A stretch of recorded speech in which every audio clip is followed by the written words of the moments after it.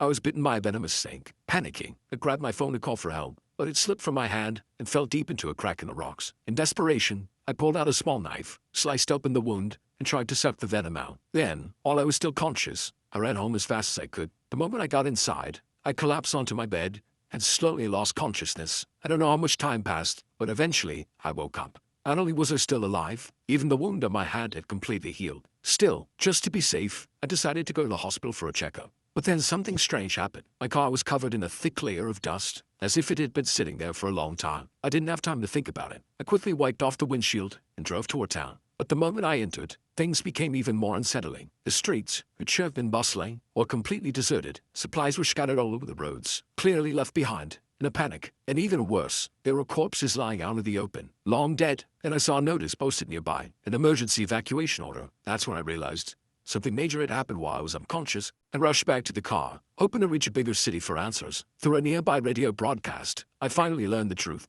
I had been in a coma for 4 weeks, and during that time, a deadly virus had swept across the world. The infection spread fast, and humanity was nearly wiped out. I drove to the nearest major city, Las Vegas, but all I found there was silence. Though the power grid was still running, the city was eerily empty. The bright neon lights only made the place feel more surreal. I searched for survivors day after day, but found nothing. I was on the verge of breaking down. I floored the gas pedal, ready to end it all. But just then, a stray dog appeared in the middle of the road. Somehow, it had survived the outbreak too, and by pure chance, it stopped me from taking my own life. I decided to take it in and gave it the name Lucky. With a renewed sense of hope, I went to the library and began devouring every book I could on survival, mechanics, medicine, anything to help me live. Over time, I adapted to this post-apocalyptic world. Just me and Lucky, surviving side by side. We lived like that for a year, peacefully, until one day, I spotted smoke rising in the distance.